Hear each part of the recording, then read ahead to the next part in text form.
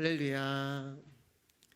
하나님의 말씀은 마태복음 26장, 오늘은 31절에서 35절까지의 말씀 보도록 하겠습니다. 마태복음 26장 31절에서 35절까지의 말씀 보도록 하겠습니다.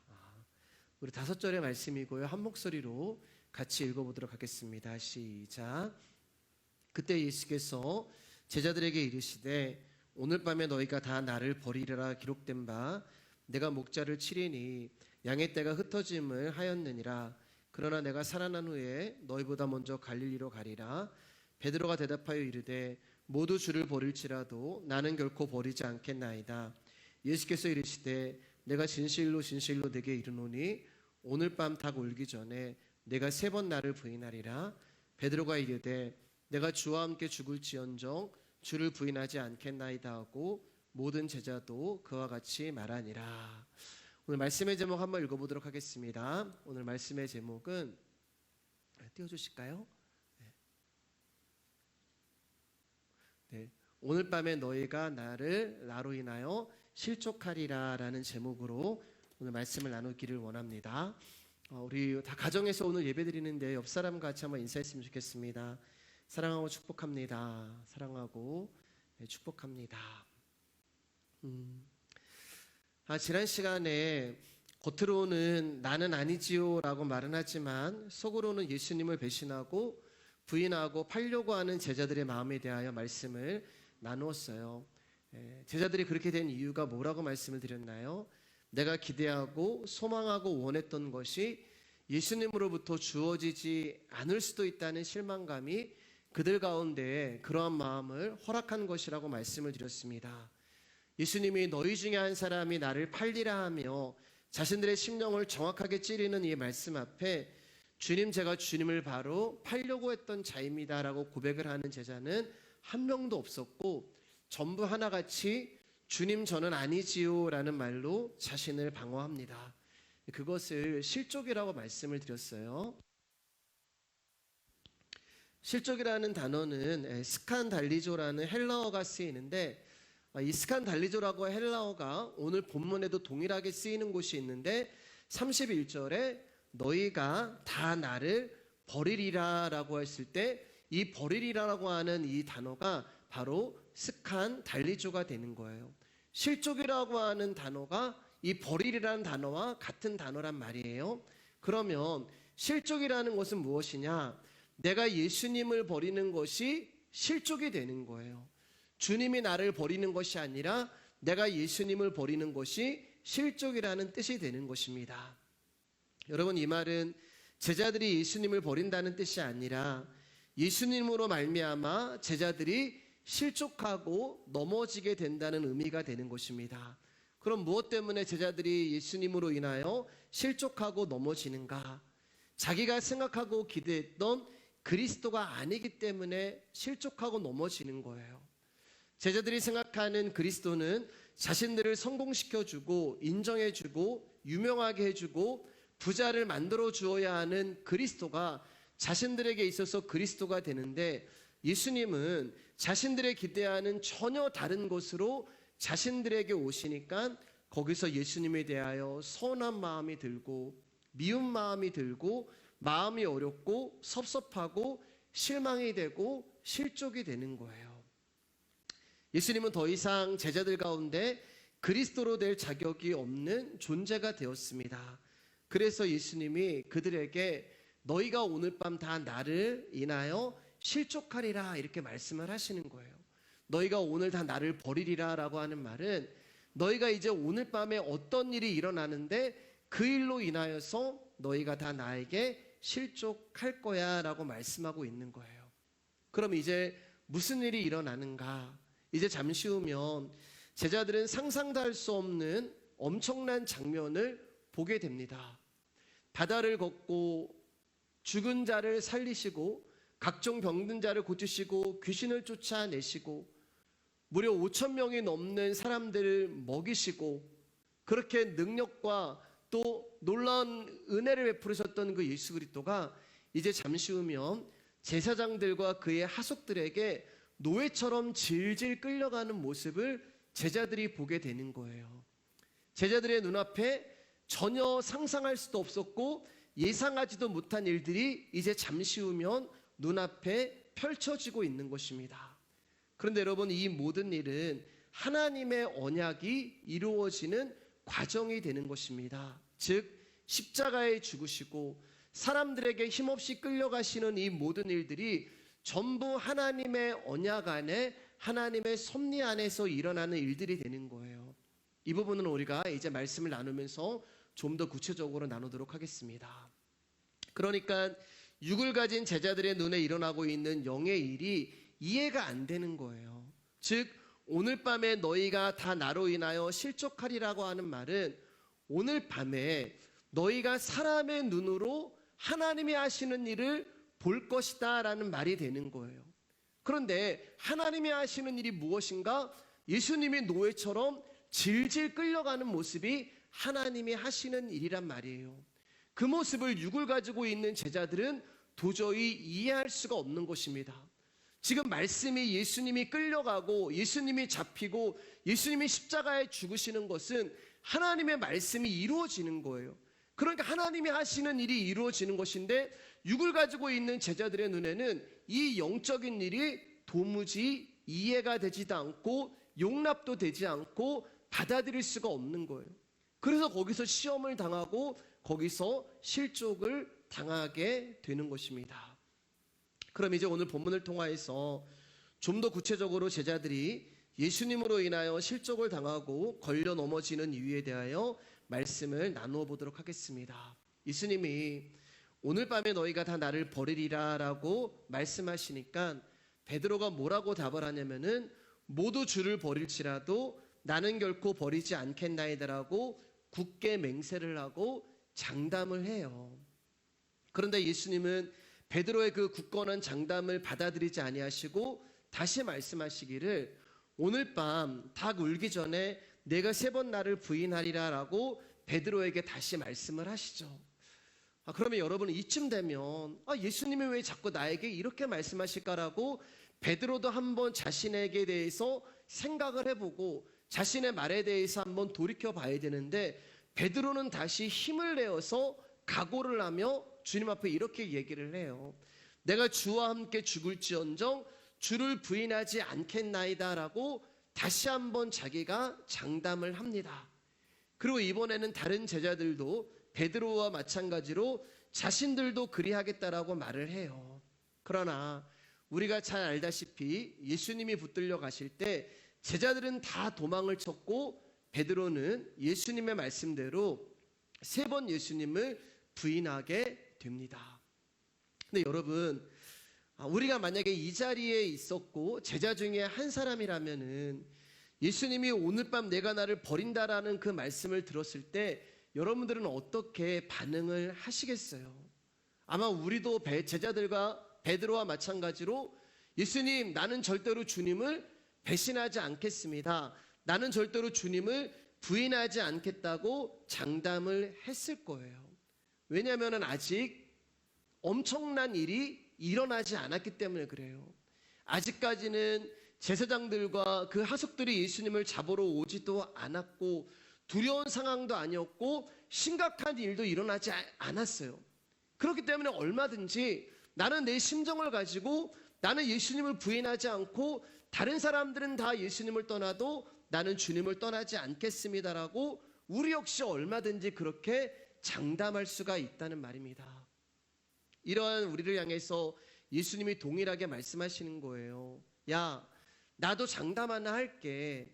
너희가 오늘 밤에 다 나를 버릴 것이다 라고 말씀을 하십니다. 그러니까 본문에는 여러분 2가지의 장담이 나와요. 하나는 제자들이 자신들이 어떤 존재인가를 전혀 알지 못하는 가운데 자기의 심정만으로 장담을 하는 것이고, 또 다른 하나는 예수님이 인간이 어떤 존재인가를 아시는 분으로 장담을 하시는 거예요. 여러분, 예수님은 인간의 연약함을 알고 계십니다. 인간은 자기를 위해 살아가는 존재이기 때문에 자신에게 조금만 위협이 되고 자신에게 조금만 불리한 상황이 되고 자신에게 조금만 유익한 상황이 되지 않으면 언제든지 예수 그리스도가 아니라 자신을 선택할 수 없는 존재임을 예수님은 알고 계셨어요. 그래서 너희가 전부 다 나를 버린다라고 말씀을 하신 것입니다. 그래서 여러분, 저와 여러분과 제자들은 같은 동족이 되는 것이고 같은 사람들이 되는 거예요. 그런데 저도 그렇고 여러분도 그렇고 제자들도 그렇고 이 땅의 모든 사람들은 예수님으로 인하여 넘어질 수밖에 없는 자들입니다. 여러분 생각해 보세요. 사람들에게 의해 맞아 죽은 하나님을 누가 믿을 수 있겠어요? 그런 연약하시고 그렇게 힘없고 그렇게 무능한 하나님을 누가 믿을 수가 있겠어요? 우리 고린도전서 1장 22절 24절 말씀 한번 읽어보도록 하겠습니다. 시작. 유대인은 표적을 구하고 헬라인은 지혜를 찾으나 우리는 십자가에 못 박힌 그리스도를 전하니 유대인에게는 거리끼는 것이요 이방인에게는 미련한 것이로되 오직 부르심을 받은 자들에게는 유대인이나 헬라인이나 그리스도는 하나님의 능력이요 하나님의 지혜니라. 여기 말씀 보면은 유대인에게는 거리끼는 것이다 라고 말씀을 하는데, 이 거리끼는 것이 걸려 넘어지는 것, 실족한다는 말이 되는 거예요.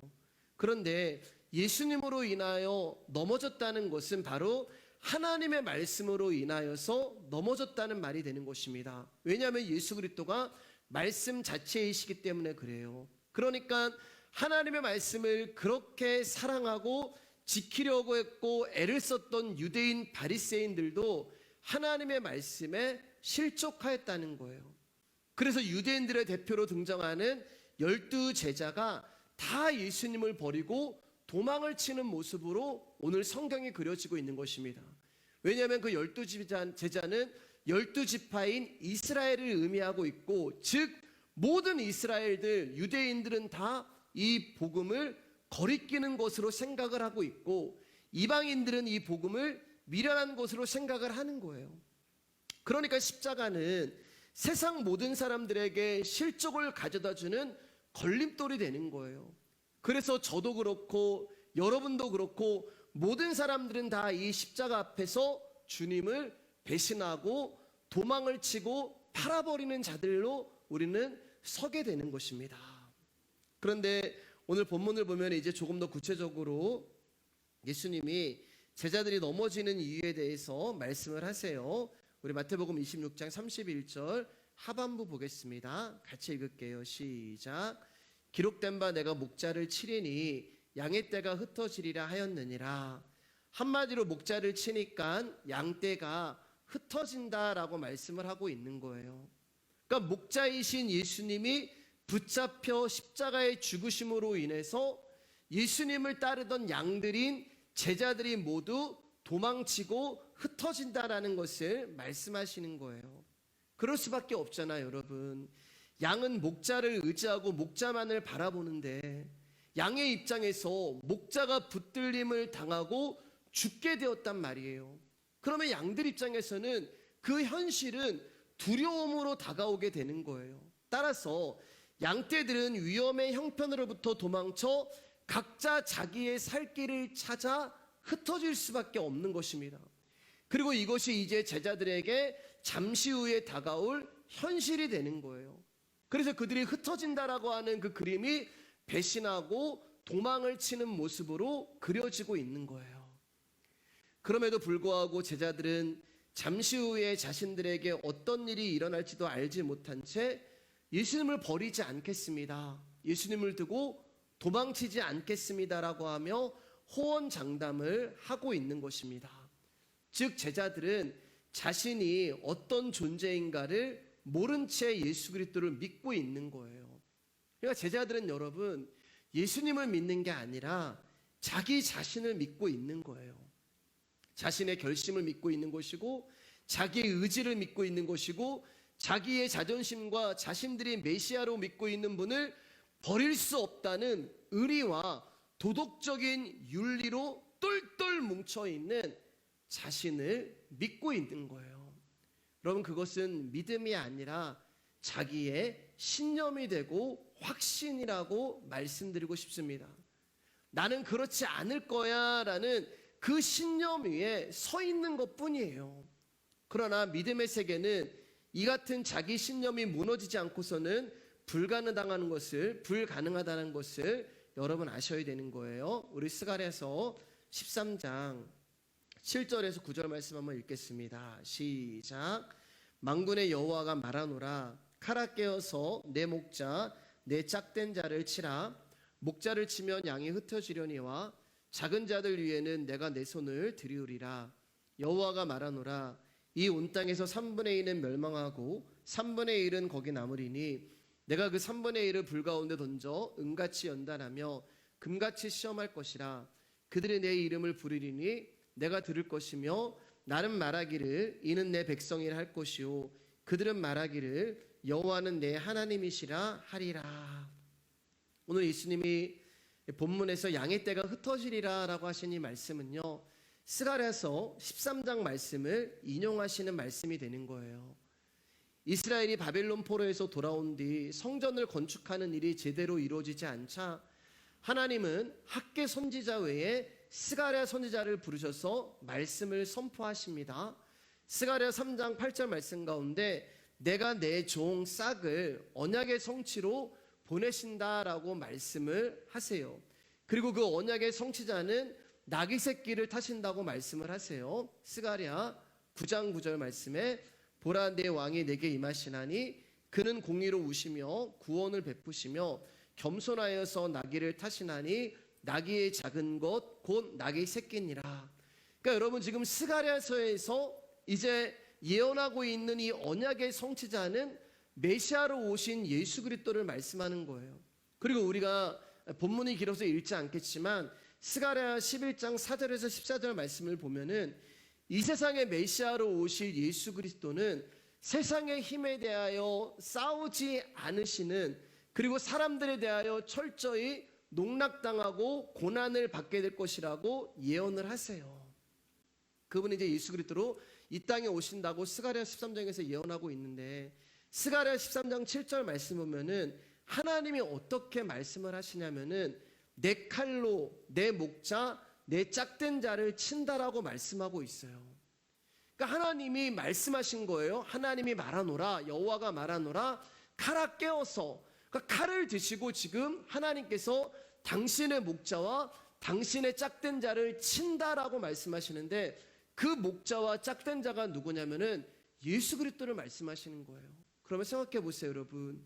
지금 당신의 목자와 당신의 짝된 자 예수 그리스도를 하나님이 치신다고 하시는 말씀은 십자가의 죽음을 의미하는 거예요. 그러니까 십자가를 누가 치고 있느냐? 바로 예수 그리스도의 아버지가 되신 하나님이 당신의 칼을 드시고 예수 그리스도를 십자가에 매달아 놓으시고 그 칼을 가지고 당신의 아들을 난도질을 하시고 계시는 거예요. 그게 하나님의 언약이 되시는 것입니다.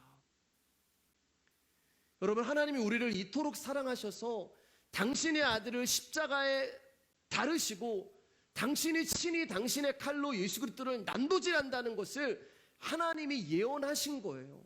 이게 하나님의 언약이고 이게 하나님의 말씀이에요.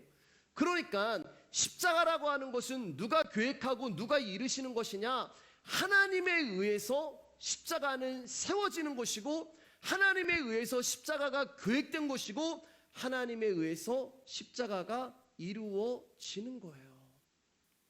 그리고 우리가 다음 시간에 보겠지만 예수님이 이 십자가를 앞에 두고 할 수만 있다면 아버지 이 잔을 옮겨주세요라고 하나님께 기도할 때 하나님이 그 뜻을 굽히시지 못하시는 거예요. 왜요, 여러분? 하나님이 스가랴서 가운데 말씀하셨잖아요.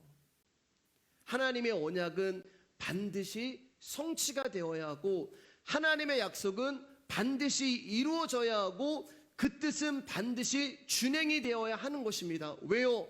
하나님의 말씀이기 때문에 그래요.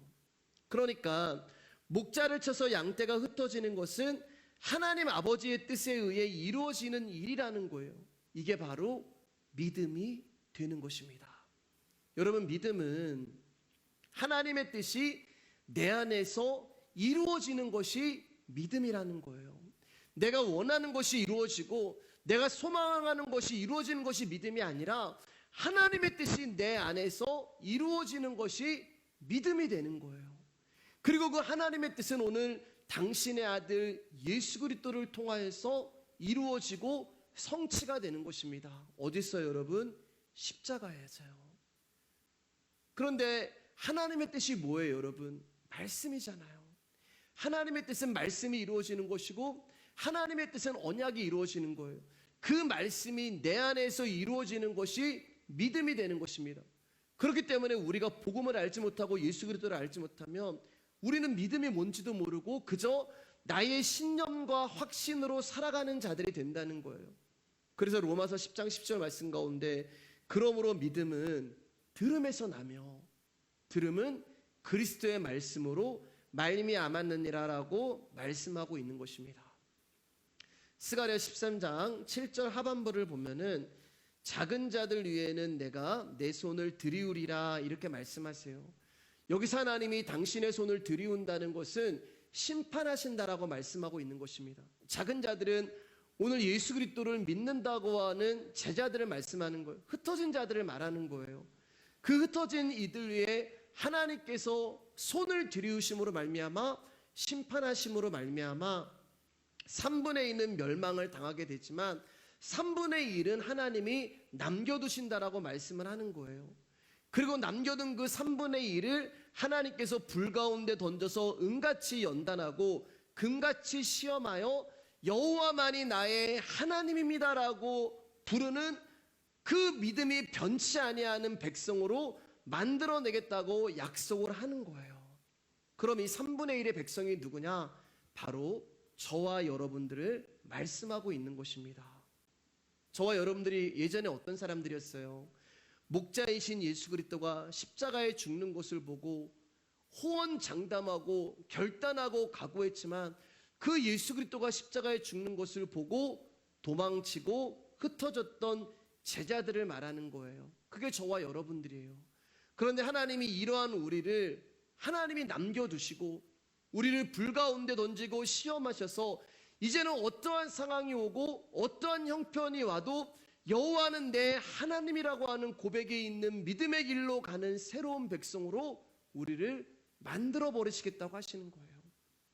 그래서 제자들이 그렇게 예수 그리스도의 십자가 앞에서 다 흩어지고 도망을 갔지만 결국 그들이 예수 그리스도를 위하여 자기의 목숨을 초계처럼 여기며 나는 예수 그리스도를 부인할 수 없다고 고백을 하고 여호와가 내 하나님이다라고 인정을 하며 그들이 마지막에는 다 믿음의 길을 가게 된 거예요. 그것은 제자들이 무언가가 대단해서 그런 것이 아니라 하나님이 그들을 그렇게 연단하고 그들을 그렇게 만들어 버리신 것입니다. 그런데 오늘 본문을 보면은 이 새로운 일이, 이 새로운 나라가, 이 언약이 어디서부터 시작을 하시는지 말씀을 하십니다. 우리 오늘 본문 마태복음 26장 32절 말씀입니다. 같이 읽을까요? 시작. 그러나 내가 살아난 후에 너희보다 먼저 갈릴리로 가리라. 예수님이 살아나셨다는 말은 부활을 하셨다는 말씀이고 부활하시고 예수님이 가장 먼저 가신 곳이 갈릴리가 되는 거예요. 갈릴리는 어디예요, 여러분? 제자들이 처음으로 예수님으로부터 부름을 받은 장소가 되는 것입니다. 육으로 부름을 받았어요. 처음에는 제자들이 육신으로 부름을 받았어요. 그런데 그렇게 육으로 부름을 받은 제자들이 전부 십자가 앞에서는 주님을 부인하고 배신하고 도망을 가더라는 거예요. 이게 우리의 진짜 모습이라는 거예요. 그들은 예수님을 믿은 것이 아니라 자기 자신을 믿었다고 말씀을 드렸잖아요. 지금까지 예수님을 믿고 따랐던 것도 자신들의 의지였고 앞으로도 절대 예수님을 버리지 않고 따르겠다고 했던 것 역시 자신들의 자신감이요, 자신들의 신념이요, 자신들의 확신이었던 거예요. 그게 육으로 무장된 사람들이에요. 육으로 무장된 사람들은 복음을 들을 수가 없어요. 그렇기 때문에 육으로 무장된 사람들은 말씀을 진지하게 받아들이지도 않는 것입니다. 그들은 그저 내 육신이 즐겁고 만족하고 인정을 받는 것이 전부예요. 그래서 예수님보다 자기의 영광과 자기의 만족이 우선인 거예요. 그래서 육신이 전부인 사람들은 자기만 잘하면 되는 거예요. 자기의 능력과 자기의 열정과 자기의 열심으로 얼마든지 믿음이 있다고, 신앙이 있다고 착각하며 살아갈 수 있는 것입니다. 자신이 자신에게 속고 있는데 몰라요. 베드로가 그랬잖아요. 자신은 믿음이 있다고 생각을 했어요. 자신은 절대 주님을 떠나지 않을 거라고 생각을 했어요. 심지어 다른 사람들은 다 주님을 버려도 자기는 결코 주님을 버리지 않겠다고 확신하고 장담까지 했어요. 근데 그 주님을 버리잖아요. 자기를 몰라요. 자기가 누군지 몰라요, 여러분. 창세기 18장, 18장 23절에서 26절 말씀 한번 보겠습니다. 같이 읽겠습니다. 시작. 아브라함이 가까이 나아가 이르되 주께서 의인을 악인과 함께 멸하려 하시나이까 그 성 중에 의인 50명이 있을지라도 주께서 그곳을 멸하시고 그 50의인을 위하여 용서하지 아니하시리이까. 주께서 이같이 하사 의인을 악인과 함께 죽이심이 부당하오며 의인과 악인을 같이 하심도 부당하니이다. 세상을 심판하시는 이가 정의를 행하실 것이 아니니까. 여호와께서 이르시되 내가 만일 소돔 성읍 가운데서 의인 50명을 찾으면 그들을 위하여 온 지역을 용서하리라. 아브라함이 하나님께서 소돔과 고모라를 멸하시겠다는 말씀을 듣고 그 땅에 살고 있는 조카 롯을 위하여 기도하는 장면이에요. 아브라함이 소돔과 고모라 성에서 의인 50명을 발견하시겠다면은 하나님 그 땅을 벌하시겠습니까? 그렇게 하나님께 물어봅니다. 그렇게 기도를 해요. 그러자 하나님이 내가 그 성에서 의인 50명을 찾으면 내가 그 땅을 용서하리라. 그러자 아브라함이 어떻게 기도해요? 45명을 찾으시면 용서하시겠습니까? 40명을 찾으시면 벌하시지 않으시겠습니까? 30명은, 20명은 10명의 의인을 찾으시면 그 땅을 벌하시지 않겠습니까? 어떤 분은 이렇게 얘기를 하더라고요. 아브라함이 한 명이 남을 때까지 기도를 했어야 된다. 그러면 하나님이 그 아브라함의 기도를 들으시고 소돔과 고모라 성을 멸하지 않으셨을 것이다. 우리가 기도를 10명에서 포기했기 때문에 하나님의 아브라함의 기도를 들어주지 않았다라고 말씀하시는 분도 봤어요. 그러나 여러분, 의인은 없어요. 10명의 의인도 없고 1명의 의인도 없습니다. 로마서 3장 10절 말씀입니다. 시작. 기록된 바 의인은 없나니 하나도 없으며. 성경에 의인이 없다고 분명히 말씀하시는데, 성경에 의인이 한 명도 없다고 분명히 말씀하시는데, 아브라함은 도대체 여기서 누구를 보고 의인이라고 하는 거예요? 그것도 소돔과 고모라 성에서. 소돔과 고모라 성에서 의인이 없나니 하나도 없다는 말은 전부 다 죄인이라는 말이에요. 그런데 아브라함이 지금 여러분 하나님 앞에 당당하게 50명을 찾으시면, 45명을 찾으시면, 40명, 30명, 20명, 10명을 찾으시면 어떻게 하시겠습니까? 라고 당당하게 기도를 하는 거예요. 아브라함이 왜 이렇게 당당하게 기도를 할 수 있을까요? 자기가 누군지 모르기 때문에 그래요. 아직까지도 육을 입고 있는 아브라함인 거예요. 자기가 의인이라고 생각을 하니까 하나님 앞에 이렇게 기도할 수 있는 거예요. 다른 사람은 다 주님을 부인하고 버릴지라도 나는 절대로 주님을 버리지 않겠습니다라고 생각하는 베드로가 스스로를 의인이라고 생각하는 것입니다. 그래서 하나님이 아브라함을 모리아산으로 끌고 올라가셔서 그의 육적인 모든 것을 박살을 내시고 깨시는 거예요. 그리고 그를 아브라함으로 만들어 버리시는 것입니다. 그럼 의인은 어떻게 되는 거예요? 창세기 15장 6절 말씀 가운데 아브라함이 여호와를 믿으니 여호와께서 이를 그의 의로 여기시고, 의인은 하나님이 긍휼히 여겨주시는 자가 의인이 되는 것이지, 자기가 기도를 많이 하고 자기가 의로운 행동을 많이 하고 자기가 대단한 존재라고 생각했기 때문에 의인이 되는 것이 아니란 말이에요. 우리가 의인이 될 수 있는 유일한 길은 하나님 앞에서 죄인일 때 그분의 긍휼이 나에게 흐름으로 말미암아 저와 여러분들이 의인이 되는 거예요. 그래서 세리가 주님 앞에 나와서 주님 저는 죄인입니다, 저를 긍휼히 여겨주세요라고 하는 그를 예수 그리스도가 의인이라고 말씀하고 있는 거예요. 어떤 분은 이제 일본에 지진이 나고 쓰나미가 일어나는 것을 보면서 한국에 이런 일이 일어나지 않는 것은 한국에 기도하는 사람이 많아서 그런 것이다 라고 이야기하시는 분도 계세요. 여러분, 일본도 영성 깊은 그리스도인들 많습니다. 어떤 목사님은 자신이 나라와 민족을 위해서 기도하기 때문에 이 나라와 민족이 망하지 않는 것이다 라고 하는 이야기도 제가 직접 들은 적이 있어요. 여러분, 정말 잘 갖다 붙입니다. 이런 분들은 늘 하나님은 자기 편이라고 생각을 해요. 교회도 나의 교회고 성도도 내 성도라고 이야기해요. 여러분, 우리가 이렇게 하니까 하나님이 벌하시고 우리가 기도하니까 하나님이 벌하지 아니하시고 그런 것이 아니에요. 우리가 의인이라서 태풍이 안 오고 쓰나미가 안 오는 것이 아니고 나라가 평안한 것이 아니란 말이에요. 그것은 하나님의 어떤 질서를 통해서 이루어지는 것이지 우리가 기도하지 않아서 이루어지는 것이 아니란 말입니다. 그런 수준이 지금 아브라함의 기도가 되는 거예요.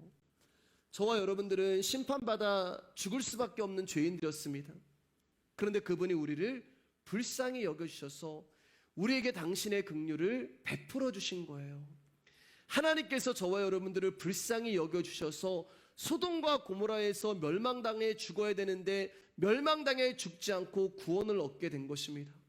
그분의 긍휼하심이 저와 여러분에게 생명을 주신 것이지 우리의 어떠함으로 되어진 것이 아니라는 거예요. 그러니까 사랑하는 여러분, 하나님 앞에 나아가실 때 소돔성에 있는 의인 몇 명 데리고 나가지도 마시고 그거 가지고 하나님하고 협상하려고 하지도 마시고 나의 신념과 확신을 가지고 나가지도 마시고 오직 하나님의 긍휼에 모든 것을 기대어 나가시기를 주님의 이름으로 축복합니다. 내가 잘하면 되는 육의 세계는 주님이 원하시는 나라가 아니에요. 예수님이 다스리시는 주의 나라는 나의 힘을 믿고 나의 힘으로 살아가고 있는 그 세계, 그걸 믿음이라고 착각하고 있는 그 세계 가운데 오셔서 그 모든 것들을 깨트리고 부수시는 것이 주님의 나라가 하는 것입니다. 그래서 오늘날 기독교는 자꾸만 나의 나라를 하나님 나라로 착각하게 만들어요. 그래서 하면 된다, 할 수 있다, 해보자라고 하는 극히 인간적인 용어들이 믿음으로 가장되어 교회 안에서 남발을 하는 것입니다. 이처럼 자신감과 신념을 가지고 밀어붙이는 것이 큰 믿음으로 인정받는 것은 주의 나라가 아니에요. 그것은 그저 인간들의 나라일 뿐인 것입니다. 내가 살아난 후에 갈릴리로 먼저 가신다. 살아났다는 것은 먼저 예수 그리스도가 죽었다는 뜻이 되는 거예요. 그러니까 죽음 후에 살아나신 것은 육이 아니라 영으로 부활을 하신 거잖아요. 그러니까 이 나라와 이 백성은 육으로 이루어지고 시작하는 것이 아니라 부활의 영이신 예수님이 영으로 그들에게 찾아가셔서 그들을 다시 새로운 백성으로 부르시고 그들에게 다시 복음이 무엇인가를 알려주신다는 것입니다.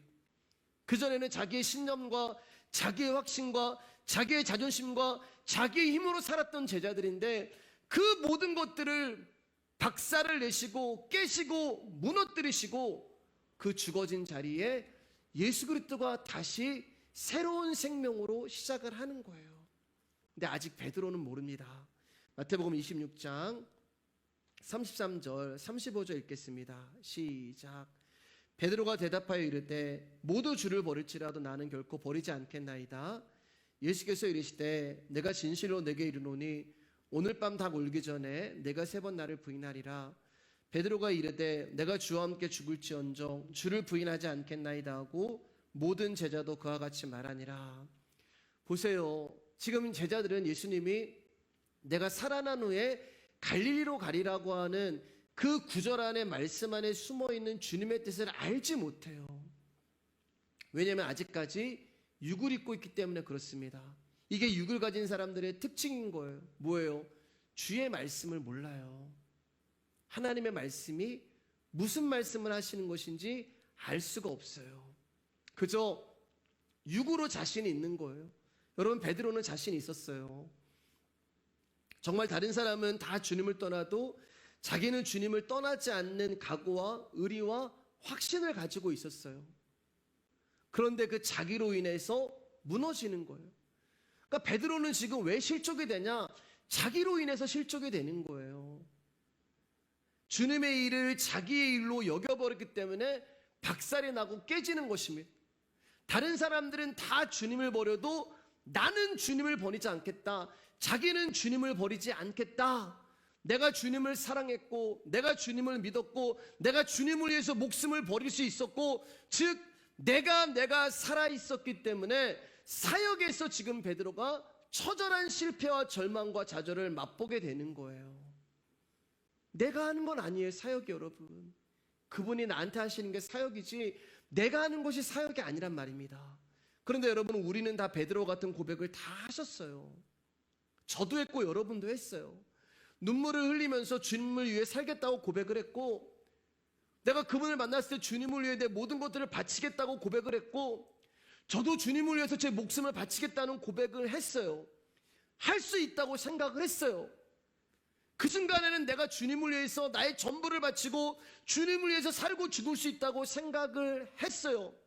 그렇게 믿었어요. 믿어졌어요. 근데 그게 되던가요? 지금 여러분 삶에 그런 삶을 사세요? 여러분이 지금 주님을 위해서 목숨을 바치면서 살아가세요? 여러분의 삶이 정말 주님을 부인 안 하는 삶을 살아가세요? 여러분들이 정말 주님만을 위해서 존재하고 주님만을 위해서 헌신하며 그렇게 살아가세요? 아니시잖아요. 심지어는 지금 우리의 삶을 보면 내가 어떻게 사는지도 몰라요. 이리 치이고 저리 치여서 내가 오늘 하루 무엇을 했는지도 몰라요. 이리 치이고 저리 치이고 이 인생이라는 시간 가운데, 세월이라고 하는 시간 가운데 내 의지와 뜻과 그것도 지금 너무나 허덕이고 너무나 힘겨워서 주님을 위해서 내 목숨을 버리겠다, 주님을 위해서 내가 내 삶을 드리겠다, 주님만을 사랑하겠다라고 하는 그 고백은 까마득히 잊어버린 지 오래되어 버렸다는 것입니다. 그래서 우리는 주님을 부인하는 삶을 살고 있는지도 몰라요, 어쩌면. 그런데 내가 주님을 부인하는 삶을 살고 있고, 내가 주님과 떨어진 삶을 살고 있고, 내가 믿음과 전혀 상관없는 삶을 살아가고 있는데도 이 삶이 무슨 삶인지도 몰라요. 왜 여러분? 정신이 없는 거예요. 정신이 없어요. 베드로가 그랬잖아요. 정신이 없는 거예요.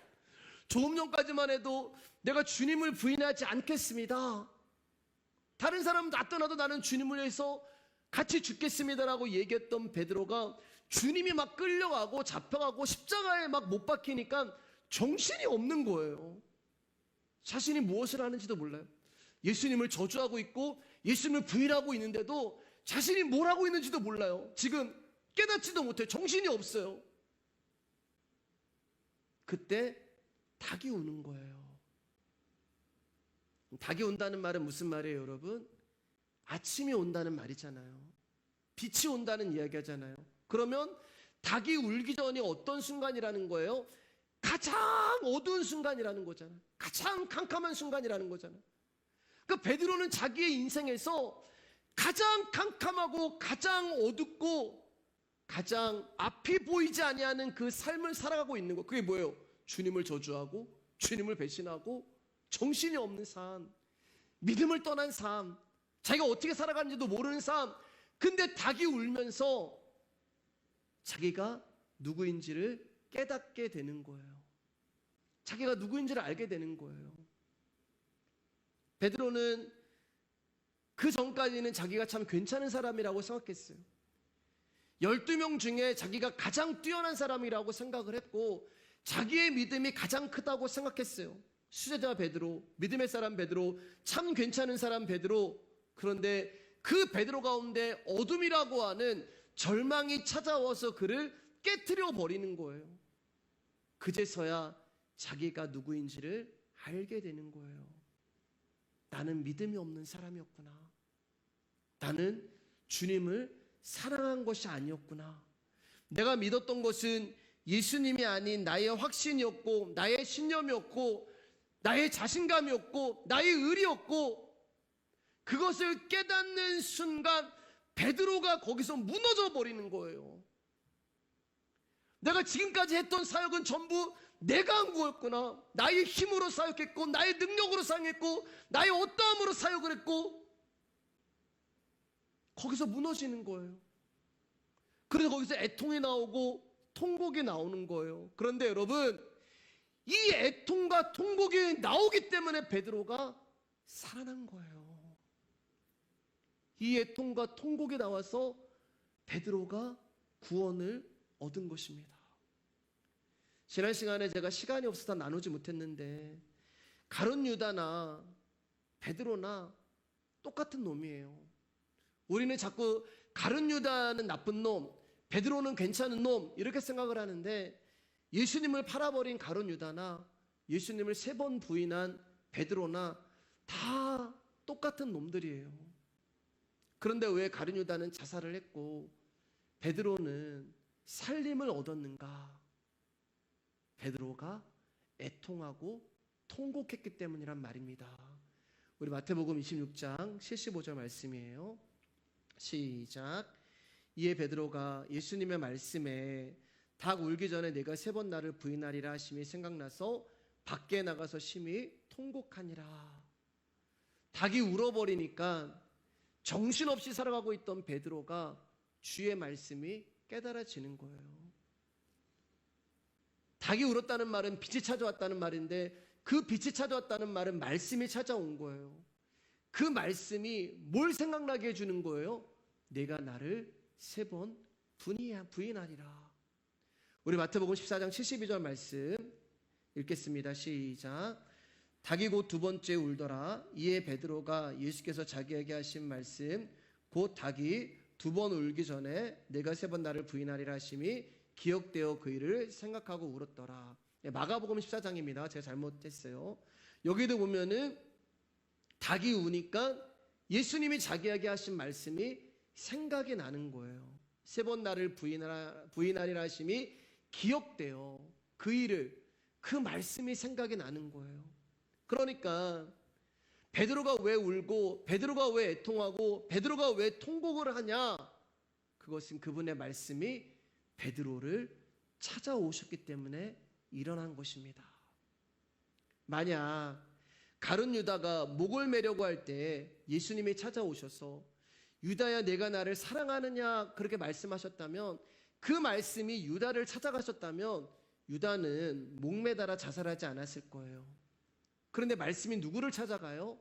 유다가 아닌 베드로를 찾아간 것입니다. 베드로야 내가 나를 사랑하느냐, 내 양을 먹이라는 말은 베드로에게 지금 예수 그리스도가 용서와 사랑의 손을 내밀고 계시는 거예요. 근데 유다는 예수님이 찾아가지 않으신 거예요. 그래서 어떤 결과가 나타나요? 유다는 스스로 돌이키는 거예요. 스스로 돌이킨다는 말은 자기의 양심으로 돌아간다는 말이 되는 것입니다. 그러면 여러분, 양심은 무슨 일을 하냐? 찔림을 줘요. 너 왜 그랬어? 양심은 우리의 죄를 드러나게 하고 지적을 하고 찔림을 주고 깨닫게 해요. 그러나 양심은 거기까지예요. 그 죄를 해결하지 못한단 말입니다. 그래서 스스로 돌이켜서 양심으로 돌아간 그 유다는 자기 스스로 그 죄에 대해서 해결을 하려고 자살을 한 거예요. 그런데 베드로는요, 주님이 찾아가신 거잖아요. 주님이 찾아가셔서 그를 돌이켜 주신 거예요. 말씀이 찾아가서 그를 돌이키게 하신 거예요. 자신이라는 절망과 좌절에 가서 죽을 것 같은 고통을 느끼고 있는데 그 자리로 주님이 찾아오시는 거예요. 주님의 말씀이 생각이 나서 죽을 것 같은데 그 애통과 통곡의 자리로 주님이 찾아오신 거예요. 당신을 배신하고 저주하는 그 어둠의 자리로 오셔서 예수님이 말씀으로 그를 회복시키고 있는 것입니다. 그게 회개가 되는 거예요. 회개. 그러니까 여러분, 베드로가 돌이킬 수 있었던 것이 뭐예요? 은혜란 말입니다. 은혜. 베드로가 무엇을 잘해서가 아니라 하나님의 은혜가 그를 찾아간 거예요. 저와 여러분들이 예수 그리스도를 믿는 것은 저와 여러분들이 잘나서 믿는 것이 아니라 하나님의 은혜가 우리를 찾아오셨기 때문이에요. 그분의 선택이 우리 가운데 임하셨기 때문에 우리가 그분을 믿은 거예요. 여러분, 우리가 가룟 유다의 자리에 있었을 수도 있잖아요. 내가 가룟 유다의 자리에 있었을 수도 있잖아요. 그런데 하나님이 우리를 가룟 유다로 부르시지 않으시고 베드로로 우리를 부르신 거예요. 베드로로 우리를 선택해 주신 거예요. 그래서 말씀이 우리를 찾아오신 것입니다. 그래서 우리는 선택을 받은 자가 되었고, 우리는 하나님의 은혜가 임한 자가 되었고, 우리는 하나님의 손이 내밀어진 자가 되었고, 당신의 섭리를 이루시기 위하여서 부르신 자가 된 거예요. 그것이 바로 갈릴리가 되는 것이고, 오늘 저와 여러분들이 복음을 듣고 있는 이 자리가 되는 것입니다. 갈릴리에서 제자들이 두 번째 부름을 받았을 때 자기의 힘으로 모든 것을 해보려고 했던 제자들은 다 사라져 버리고, 이제 주 예수 그리스도의 영으로 부르심을 받은 제자들은 모든 사망을 이기시고 부활하신 예수 그리스도의 그 권세 아래에 있는 백성들, 제자들이 됐어요. 그래서 그들 가운데 두려움이 없는 것입니다. 사랑하는 여러분, 우리는 약한 존재들이에요. 저와 여러분들은 연약한 존재입니다. 목자를 치면 양이 흩어지는 것처럼 연약해요. 그러나 그런 우리를 죄로부터 승리한 새 백성으로 새롭게 지으시고 부르시기 위하여서 하나님의 아들이 십자가라고 하는 저주의 자리에서 죽임을 당하셨고, 우리 안에서 부활을 하시고 우리를 부르시고 우리를 모아주신 거예요. 그리고 하늘에 속한 백성으로 주님을 증거하는 일을 할 수 있도록 은혜를 주시고 그 은혜로 저와 여러분들을 입혀주신 것입니다. 그렇기 때문에 사랑하는 여러분, 성도는요, 예수님을 찾을 수밖에 없는 거예요. 이 은혜를 받은 사람들은 예수 그리스도 외에는 다른 것들을 부를 수가 없는 거예요.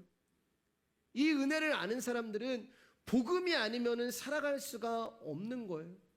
내 힘으로 할 수 있는 것은 아무것도 없고, 내가 할 수 있는 것은 나는 주님을 부인하고 배신하고 도망치는 것 외에는 제가 할 수 없는 것이 없다는 것을 알기에 이 복음을 아는 사람들은 예수 그리스도를 붙들게 되는 것입니다.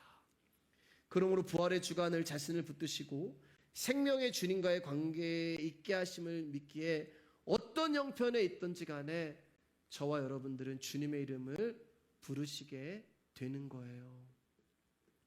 사랑하는 여러분, 저와 여러분들이 주님의 백성으로 부르심을 받았다는 것은 그분의 권세 아래에 있음을 말씀하는 것입니다.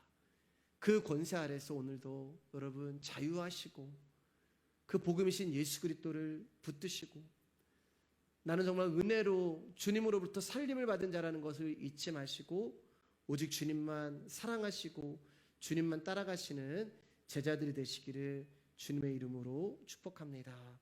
제가 기도하도록 하겠습니다.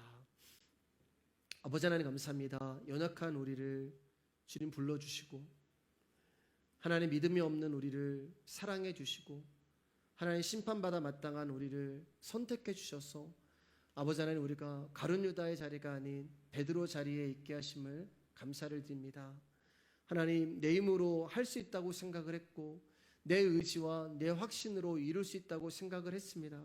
그러나 아버지 하나님, 내가 믿고 있었던 것은 주님이 아니요 나의 신념이요 나의 확신이었던 것을 보게 하심을 감사를 드립니다.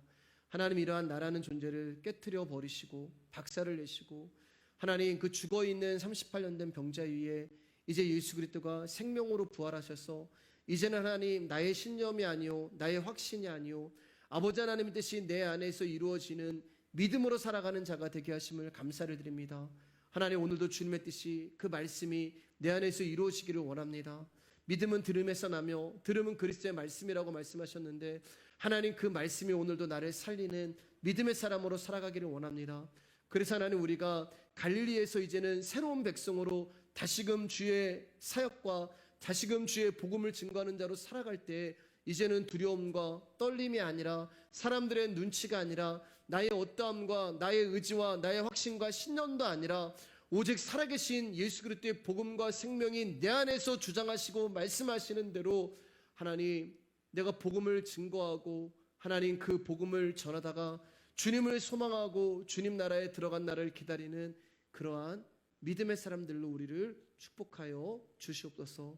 이제는 우리 주 예수 그리스도의 은혜와 아버지 하나님의 사랑과 성령님의 감화 교통 위로하심이 오늘도 갈릴리에서 우리를 다시금 불러주시고 실패한 우리들 가운데 다시금 소망을 주시고 낙심한 우리들 가운데 다시금 주님의 사랑을 주시고 절망한 우리 가운데 예수 그리스도라고 하는 이름을 주셔서 다시금 우리를 세워 주의 제자로 만들어 버리시고 오늘도 주의 복음을 증거케 하시는 이 은혜와 사랑이 오늘도 사랑하는 말씀 위에 성도님들 머리 위에와 가정과 생업과 기도하는 것 위에 특별히 우리 몸이 아픈 배선 집사님과 김영자 집사님과 또 병상에서 또 입원하고 계시는 우리 김동경 집사님 위에 이제와 영원까지 함께 있을지어다.